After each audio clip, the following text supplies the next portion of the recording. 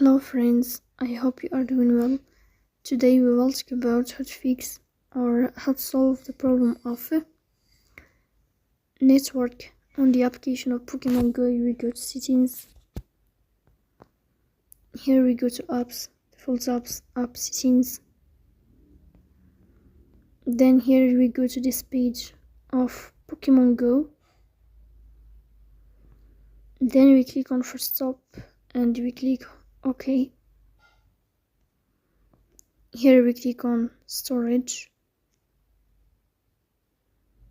Then here we click on clear cache. In the end, you will turn off your Wi-Fi, and you will turn on your Wi-Fi again to fix that problem. So that's all. Don't forget to support us by like and subscribe.